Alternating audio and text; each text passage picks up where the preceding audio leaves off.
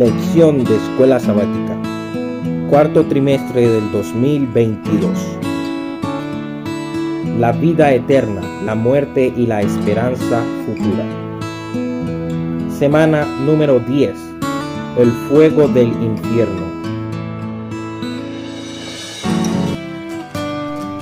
Sábado 26 de noviembre. El poeta italiano Dante Alighieri, que vivió del 1265 al 1321, escribió su famosa obra La Divina Comedia, que trata de un viaje ficticio del alma después de la muerte. El alma va al infierno, en el interior de la tierra, o al purgatorio, donde el espíritu humano puede purificarse y hacerse merecedor de ascender al cielo, o al paraíso, a la presencia de Dios mismo. Aunque solo es ficción, una obra literaria, el mensaje de Dante terminó teniendo muchísima influencia en la teología cristiana, especialmente en la teología católica romana. La noción básica de que el alma inmortal va al infierno, al purgatorio o al paraíso es fundamental para esa iglesia. Muchas confesiones protestantes conservadoras también creen en un alma inmortal que después de la muerte asciende al paraíso o desciende al infierno. De hecho, si el alma humana nunca muere, entonces tiene que ir a algún lugar después de que muere el cuerpo. En resumen, una falsa interpretación de la naturaleza humana ha llevado a terribles errores teológicos. Esta semana nos ocuparemos de algunas de estas teorías no bíblicas, así como de la cosmovisión bíblica de lo que sucede después de la muerte. Domingo 27 de noviembre. ¿Gusanos inmortales? Compara Marcos 9:42 al 48 con Isaías 64:24. ¿Cómo entiendes la expresión "el gusano de ellos no muere" en Marcos 9:48? Marcos 9:42 al 48. A cualquiera que haga tropezar a uno de estos pequeñitos que creen en mí, mejor le sería que se le atara una piedra de molino al cuello y se le arrojara al mar. Si tu mano te es ocasión de caer, córtala, porque mejor te es entrar en la vida manco que teniendo dos manos ir al infierno, al fuego que nunca puede ser apagado, donde el gusano de ellos no muere y el fuego nunca se apaga. Y si tu pie te es ocasión de caer, córtalo, porque mejor te es entrar en la vida cojo que teniendo dos pies ser arrojado al infierno, al fuego que no puede ser apagado, donde el gusano de ellos no muere y el fuego nunca se apaga. Y si tu ojo te es ocasión de caer, sácalo, porque mejor te es entrar en el reino de Dios con un ojo que teniendo dos ojos ser arrojado al infierno, donde el gusano de ellos no muere y el fuego nunca se apaga. Isaías 66:24. Saldrán y verán los cadáveres de los hombres que se rebelaron contra mí, porque su gusano nunca morirá, ni su fuego se apagará, y serán abominables para todo ser humano. Algunos interpretan el sustantivo singular gusano de Marcos 9:48 como una alusión a la supuesta alma o espíritu incorpóreo del impío, que después de la muerte va directamente al infierno, donde nunca muere y sufre el tormento eterno.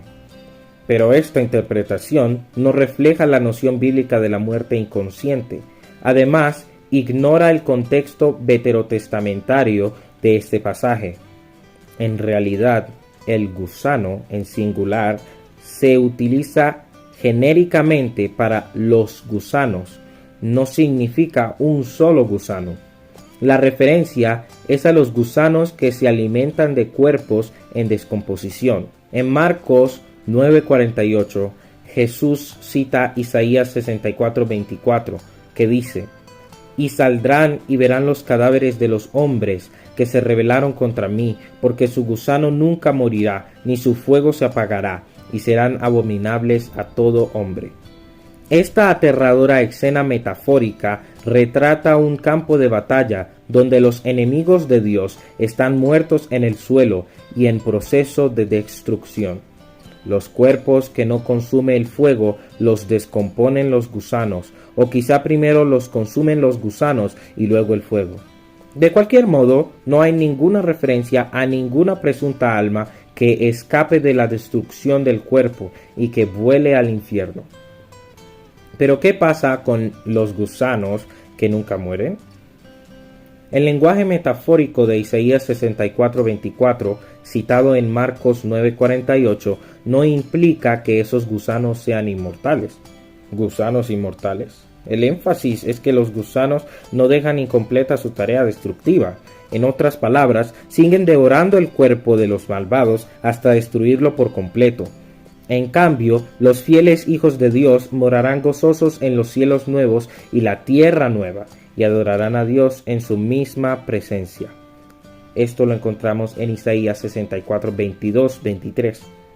Con destinos tan contrastantes en mente, no es de extrañar que Jesús declarara que sería mucho mejor que alguien entrara en el reino de Dios sin una parte esencial de su cuerpo, sin una mano, un pie o incluso un ojo, a tener un cuerpo perfecto que ya será destruido por gusanos y el fuego, según Marcos 9:42-48.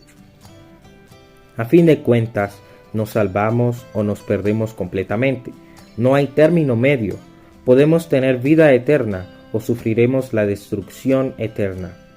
¿Qué decisiones tienes que tomar hoy? Esta realidad, la vida eterna o la destrucción eterna, ¿cómo debería repercutir en esas decisiones? Lunes 28 de noviembre. El fuego del infierno. En su folleto para niños titulado The Sight of Hell, La visión del infierno, página 24, el sacerdote católico inglés John Furness, que vivió de 1809 a 1865, ilustra el tormento eterno mediante una gran bola de hierro macizo, más grande que los cielos y la tierra. Un ave viene una vez cada 100 millones de años y apenas toca la gran bola de hierro con una pluma de su ala. El autor argumenta que los pecadores continuarán ardiendo en el infierno aún después de que la bola de hierro se desgaste con esos ocasionales toques de plumas. Lo triste es que muchos protestantes aún hoy creen en algo similar en cuanto a los perdidos. Lee Malaquías 4:1 y Judas 7. Estos pasajes, ¿cómo pueden ayudarnos a entender mejor la noción del fuego eterno o la idea, como Jesús la expresó, de que los perdidos estarán en el fuego eterno, según Mateo 18:8, o en un fuego que no puede ser apagado, en Marcos 9:42? Malaquías 4:1. Porque he aquí viene el día ardiente, como un horno, y todos los soberbios y todos los que hacen maldad serán estopa.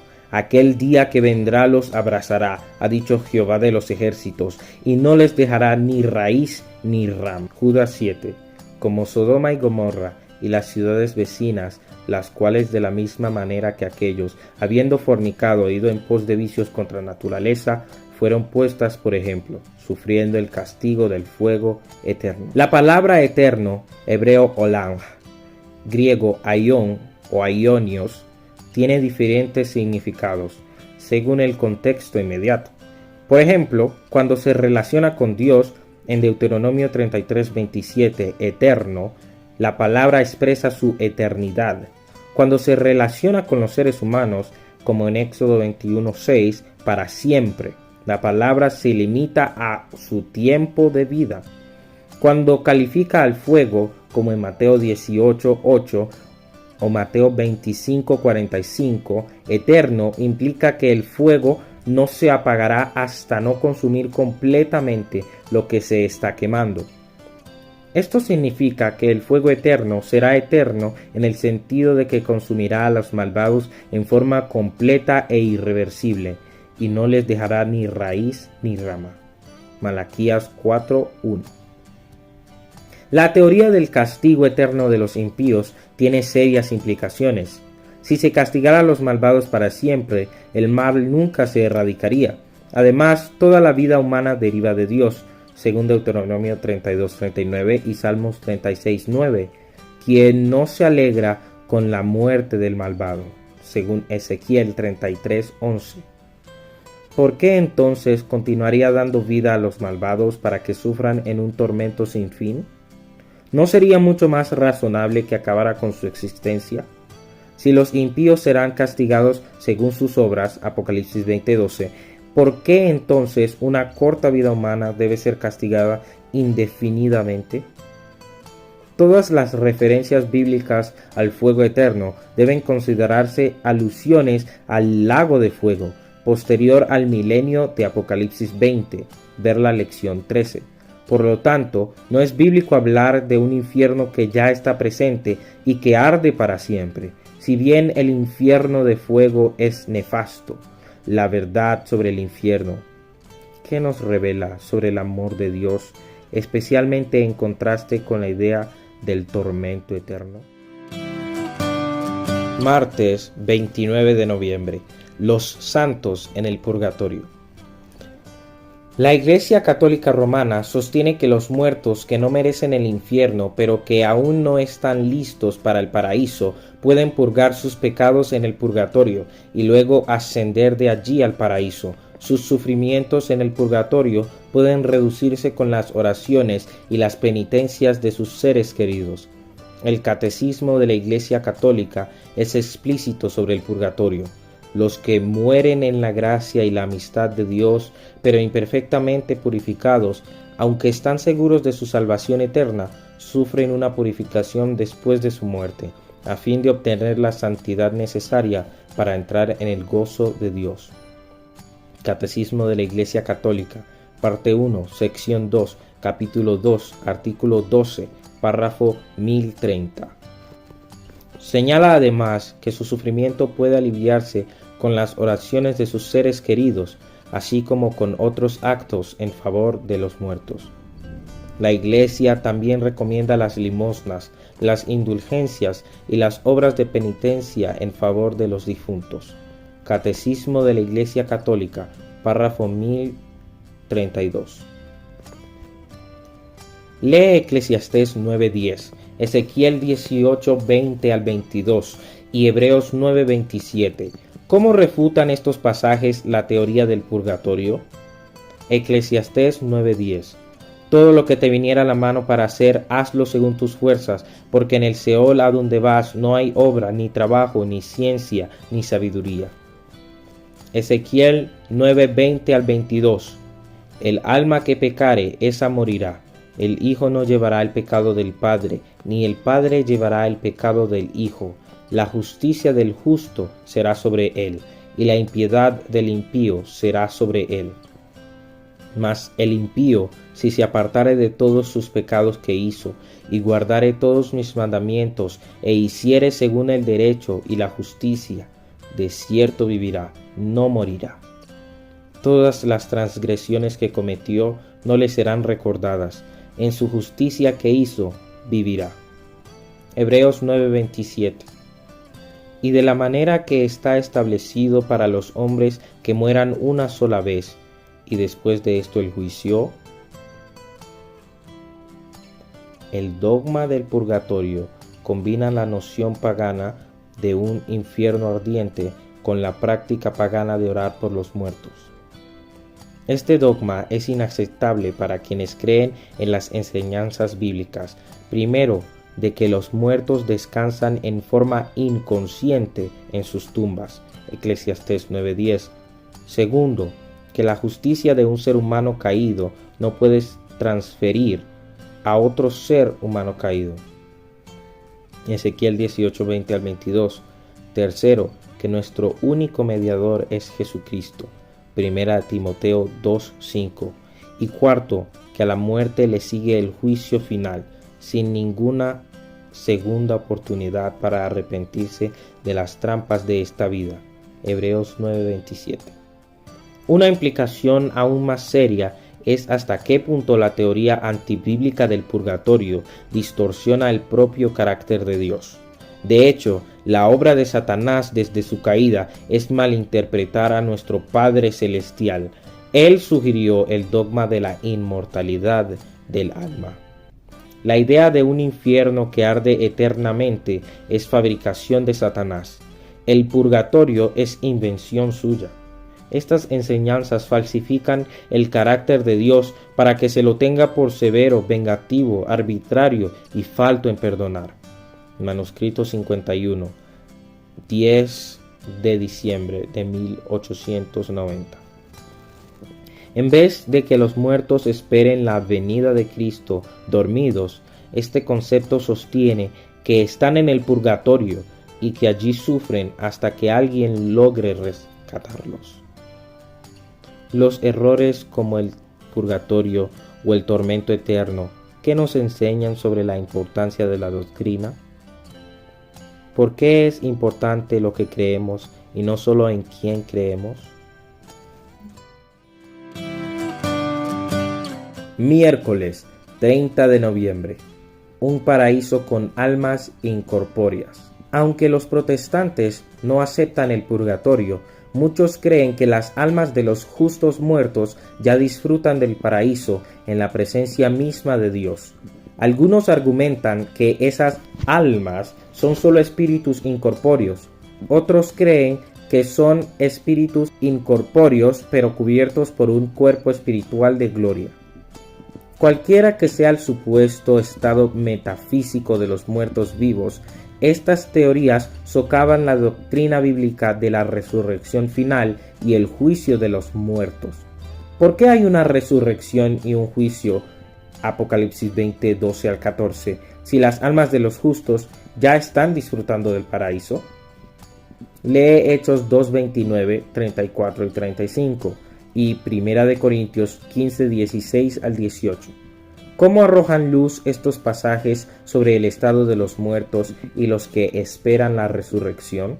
Hechos 2, 29, 34 y 35. Hechos 2, 29. Varones hermanos, se os puede decir libremente del patriarca David, que murió y fue sepultado, y su sepulcro está con nosotros hasta el día de hoy. Hechos 2:34. Porque David no subió a los cielos, pero él mismo dice, dijo el Señor a mi Señor, siéntate a mi diestra. Hechos 2:35. Hasta que ponga a tus enemigos por estrado de tus pies. 1 Corintios 15, 16 al 18. Porque si los muertos no resucitan, tampoco Cristo resucitó, y si Cristo no resucitó, vuestra fe es vana, aún estáis en vuestros pecados, entonces también los que durmieron en Cristo perecieron. La Biblia enseña que todos los seres humanos que ya están en el cielo fueron trasladados vivos, como en el caso de Enoc, Génesis 5:24, y Elías, Segunda de Reyes 2:9 al 11, o resucitados de entre los muertos como Moisés, según Judas 9, y aquellos que resucitaron con Cristo, según Mateo 27:51 al 53. Como ya hemos visto, la alusión a las almas bajo el altar que claman a Dios por venganza en Apocalipsis 6:9 al 11 es solo una metáfora de la justicia y no valida la teoría de la inmortalidad natural del alma. De lo contrario, estas personas difícilmente estarían disfrutando de su recompensa eterna. En realidad, la tumba es un lugar de descanso para los muertos que inconscientemente esperan la resurrección final, cuando se restaurará su existencia consciente. Los muertos, incluso los muertos justos, no son almas incorpóreas que deambulan por el cielo, esperando pacientemente reunirse con su cuerpo en la resurrección final. Además, ¿de qué podría estar hablando Pablo en 1 Corintios 15, 18, cuando dice que si no hubo resurrección de los muertos, entonces también los que murieron en Cristo perecieron? ¿Cómo pudieron perecer si ya están en la dicha celestial y han estado allí todo el tiempo desde que murieron? Una doctrina central y clave del Nuevo Testamento, la resurrección de los muertos cuando Cristo regrese, queda invalidada por la falsa enseñanza de que los justos muertos se elevan hacia su recompensa eterna inmediatamente después de morir. Sin embargo, Escuchamos esto todo el tiempo, especialmente en los funerales. ¿Cómo podrías ayudar a la gente a comprender que la idea de que los muertos duermen en la tierra es realmente una buena noticia, en el sentido de que realmente están en reposo y no sienten dolor ni sufren? Jueves 1 de diciembre. La cosmovisión bíblica. Lee 1 de Juan 5:3 al 12. ¿Por qué el apóstol Juan limita la vida eterna solo a quienes están en Cristo? 1 de Juan 5:3 al 12. Pues este es el amor a Dios, que guardemos sus mandamientos, y sus mandamientos no son gravosos, porque todo lo que es nacido de Dios vence al mundo, y esta es la victoria que ha vencido al mundo, nuestra fe. ¿Quién es el que vence al mundo, sino el que cree que Jesús es el Hijo de Dios? Este es Jesucristo, que vino mediante agua y sangre, no mediante agua solamente, sino mediante agua y sangre. Y el Espíritu es el que da testimonio, porque el Espíritu es la verdad. Porque tres son los que dan testimonio en el cielo: el Padre, el Verbo y el Espíritu Santo, y estos tres son uno. Y tres son los que dan testimonio en la tierra: el Espíritu, el agua y la sangre, y estos tres concuerdan. Si recibimos el testimonio de los hombres, mayor es el testimonio de Dios, porque este es el testimonio con que Dios ha testificado acerca de su Hijo. El que cree en el Hijo de Dios tiene el testimonio en sí mismo. El que no cree a Dios le ha hecho mentiroso, porque no ha creído en el testimonio que Dios ha dado acerca de su Hijo.